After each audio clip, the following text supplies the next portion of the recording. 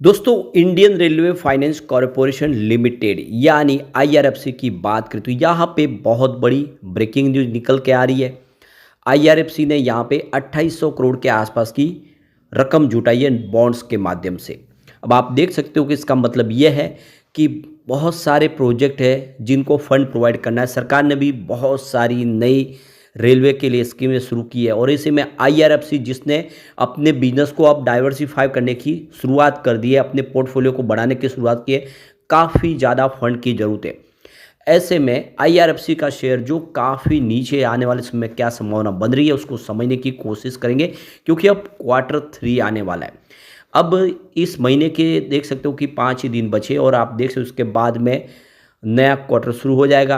अब आप यहाँ पे देख ही सकते हो कि पिछले रिजल्ट काफ़ी बेहतर रहते हैं। कंपनी हर साल रिवेन्यू प्रॉफिट में ज़बरदस्त वृद्धि कर रही है और काफ़ी शानदार इसका पोर्टफोलियो कंपनी को फंडामेंटली बहुत मजबूत है। ऐसे में क्या है आगे की संभावना उसको समझेंगे इस वीडियो के माध्यम से। लेकिन फ्रेंड्स, उससे पहले अगर आप पहली बार हमारे चैनल पे आए तो चैनल को सब्सक्राइब कर दीजिए, एक बेल आइकॉन दबा दीजिए ताकि जब भी नया वीडियो बने पहला नोटिफिकेशन आपको मिले। वीडियो पसंद आए तो लाइक से जरूर कीजिए। चलो फ्रेंड्स, वीडियो स्टार्ट करते हैं। मैं हूँ आपका दोस्त एस बी दवे और हमारे अपने चैनल ऑनलाइन कमाई में आपका बहुत बहुत स्वागत है। तो सबसे पहले आईआरएफसी के कारोबार की बात कर ले तो स्टॉक की शुरुआत देख सकते हो कि बिल्कुल फ्लैट हुई। कल 147 पर जो परसों की क्लोजिंग थी बिल्कुल वहीं पे इसने शुरुआत की। इंट्राडे में आप देख सकते हो कि ये स्टॉक 146 का इसने लो बना दिया। इसका मतलब स्टॉक में कुछ गिरावट हुई, लेकिन निचले लेवल से ज़बरदस्त खरीदारी देखने को मिली, जिसके नतीजे के तौर पे देखें तो 149 का हाई बनाया, 146 से 149 तक पहुंचा, यानी काफ़ी अच्छी दौड़ लगाई। अंत में क्लोजिंग 148 के आसपास है, जहाँ पे मात्र 0.14% की ही तेज़ी थी। तो तेज़ी तो बड़ी नहीं बनी, लेकिन इस तेज़ी के बहुत ज़्यादा मायने, क्योंकि बहुत दिन के बाद हमने फाइनली यहाँ पे पॉजिटिव क्लोजिंग देखी है। फाइनली आप देखें तो ये बहुत बड़ी इसके लिए अचीवमेंट कह सकते हैं, भले ही 0.14% की तेज़ी क्यों ना हो, क्योंकि 11 दिसंबर के बाद इस स्टॉक में कभी हमने तेज़ी नहीं देखी। 11 दिसंबर को 4.89% की ज़बरदस्त तेज़ी बनी थी। स्टॉक 164 तक पहुंच गया था, यानी आप देखें 150 के लेवल को तोड़ के काफ़ी ऊपर पहुंच गया था। उसके बाद में इसमें लगातार गिरावट का दौर जारी रहा। 12 दिसंबर से स्टॉक गिरने लगा और 23 दिसंबर तक एक भी दिन इसने पॉजिटिव क्लोजिंग नहीं दी है। इस दौरान इसमें भारी भरकम गिरावट हुई है। करीब 8 ट्रेडिंग सेशन में लगातार गिरावट हुई और ये जो गिरावट है करीब 13% के आसपास की गिरावट है, यानी काफ़ी बड़ी गिरावट हुई है। और अब यहाँ से देखो कि एक रिकवरी का मोड दिखाई दे रहा है। यह एक इसके लिए अच्छी बात है। यहाँ पे सबसे जो बड़ी बात है इसकी परफॉर्मेंस को अगर आप देखें तो 3 मंथ का जो इसका हाई है वो 166 का है। इसका 1 ईयर का हाई 229 का, और ये इसकी ऑल टाइम हाई प्राइस है। इससे ऊपर स्टॉक नहीं गया। 3 मंथ का लो इसका 132 का है। उस लेवल से स्टॉक ने बेहतर किया अभी भी। 1 ईयर का लो तो इसका 96 के आसपास है, उससे इस समय काफ़ी ऊपर तो है, लेकिन 3 ईयर का जो लो है वो मात्र 19 रुपीज़ के आसपास है। और आप देख सकते हो कि ये इसके आईपीओ लिस्टिंग प्राइस 26 से नीचे था काफ़ी, और 19 रुपये से इसने बाद में जब दौड़ना शुरू किया तो 229 तक गया। बहुत ही बेहतर किया। अब स्टॉक देख सकते हो कि फिर से एक अच्छी संभावनाओं के साथ आगे बढ़ने को तैयार है। अब यहाँ पे देख सकते हो कि जो बड़ी अपडेट निकल के आ रही है, Indian railway finance corporation limited ने 10 साल के बॉन्ड के माध्यम से 7.15 प्रति बॉन्ड की कूपन की दर से 2840 करोड़ रुपीज़ की फंड रेजिंग की मतलब रकम जुटाई है। तो सूत्रों ने ये जानकारी दी है कि आईआरएफसी भारतीय रेलवे के लिए रकम जुटाने वाली इकाई है जो घरेलू और विदेशी पूंजी बाजारों से धन जुटाती है। तो जो खबर है वो सूत्रों के माध्यम से निकल कर आई है इस फंड रेजिंग की। आईआरएफसी ने बाजार से 3000 करोड़ रुपए के फंड जुटाने की योजना पहले ही बनाई दी थी। इसमें बेस इशू 500 करोड़ रुपीज़ और ग्रीन इशू ऑप्शन 2500 करोड़ रुपए का था। घरेलू क्रेडिट रेटिंग एजेंसी क्रिशिल, इकरा और केयर ने बॉन्ड के ऊपर AAA की रेटिंग दी थी। यानी जितनी भी रेटिंग एजेंसियां हैं वो सारे के सारे इस पे जो रेटिंग दे रहे वो AAA की रेटिंग है, जो बहुत ही बेहतर है।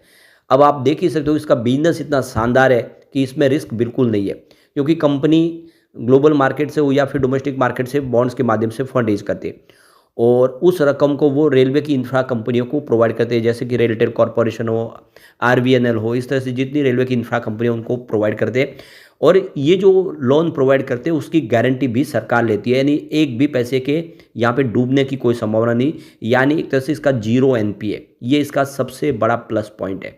यहाँ तक कि कंपनी को, इसको टैक्स के दायरे से भी इस कंपनी को बाहर रखा गया है, टैक्स पे नहीं करती है कंपनी। तो सूत्रों ने बताया कि इसके कुल 5,640 करोड़ रुपए की बोली मिली थी, लेकिन आखिर में कंपनी ने केवल 2,840 करोड़ रुपीज़ का फंड जुटाना ही तय किया। यानी यहाँ पे 5,640 करोड़ रुपए की सामने रकम देने को तैयार थे, बोलियां लगी थी, लेकिन उनको फिलहाल फंड 2,840 करोड़ ही चाहिए। इस माह की शुरुआत में आईआरएफसी ने 10 साल के बॉन्डों से 7.09 प्रतिशत कूपन की दर पे 2,345 करोड़ रुपीज़ की रकम पहले ही जुटाई थी। इसके बॉन्ड की मौजूदा कूपन दर 6 आधार अंक से ज़्यादा है, जिसमें अमेरिकी फेडरल रिजर्व द्वारा कटौती के बाद 10 साल के भारत सरकार की प्रतिभूतियों की यील्ड की चाल का पता चलता है। वहीं यहाँ पे जो खबरें निकल के आ रही है कि टाटा कैपिटल हाउसिंग फाइनेंस ने 43 महीने के मैच्योरिटी वाले बॉन्ड के माध्यम से 7.685% कूपन की दर से 500 करोड़ रुपीज़ रकम जुटाई है। कंपनी ने 1,000 करोड़ रुपए के फंड जुटाने के लिए लक्ष्य रखा था, जिसका बेस साइज 500 करोड़ रुपीज़ और ग्रीन शू ऑप्शन 500 करोड़ का था, लेकिन यह केवल बेस साइज के बराबरी रकम जुटा सकी, मतलब पूरी रकम उसको नहीं मिली। रॉफकोट फिनकॉप एलएलपी के संस्थापक और मैनेजिंग पार्टनर वेंकट कृष्णन श्रीवास्तव ने कहा है कि आईआरएफसी ने 7.16% यील्ड पर 2,850 करोड़ रुपए की रकम जुटाई है, जिससे मौजूदा बाजार के माहौल में दरों में थोड़ी तेजी का पता चलता है। वही रिजर्व बैंक ने 10 साल की अवधि के राज्य विकास ऋण यानी एसडीएल जारी किए, जिसका विभिन्न राज्यों का कट ऑफ यील्ड 7.11 से 7.19% के बीच में था।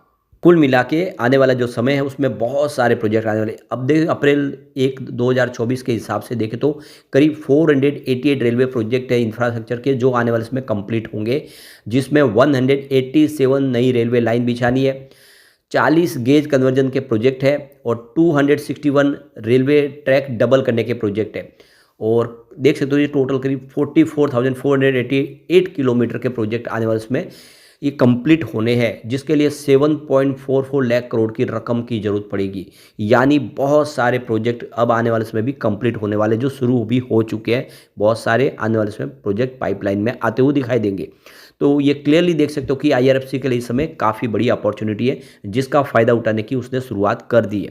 अब रिजल्ट आने वाला है हमारे सामने, और रिजल्ट अगर आप देखें तो इसके साल दर साल बहुत ही बेहतर हो रहे हैं। 2021 में कंपनी का रिवेन्यू 15.77 थाउजेंड करोड़ के आसपास था और 4.42 थाउजेंड करोड़ का कंपनी को प्रॉफिट मिला था।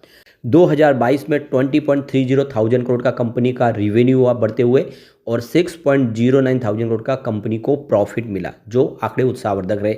2023 में रिवेन्यू बढ़ के 23.76 थाउजेंड करोड़ तक पहुंचा, तो प्रॉफिट भी हल्का सा बढ़ते हुए 6.17 थाउजेंड करोड़ तक पहुंचा। 2024 की बात कर ले तो रिवेन्यू सीधा 26.66 थाउजेंड करोड़ तक पहुंचा है और प्रॉफिट 6.41 थाउजेंड करोड़ तक पहुंचा है। यानी लगातार हर साल प्रॉफिट और रिवेन्यू बढ़ रहा है। प्रॉफिट भले हल्का सा थोड़ा सा आपको बढ़ता हुआ दिखाई देगा, लेकिन रिवेन्यू बहुत ही बेहतर तरीके से बढ़ रहा है। यहाँ पे इसकी जो संभावना है वो काफ़ी बेहतर है और बहुत ही मजबूत इसका बिजनेस है। ऐसे में कह सकते हैं कि आईआरएफसी आने वाले इसमें कमाल कर सकता है। और वैसे भी रेलवे की इंफ्रा कंपनियों का बजट के पहले दौड़ना आम बात है। कई बार हमने देखा बजट भी फरवरी में आने वाला है, तो ये यहाँ पे उम्मीद काफ़ी ज़्यादा दिख रही है।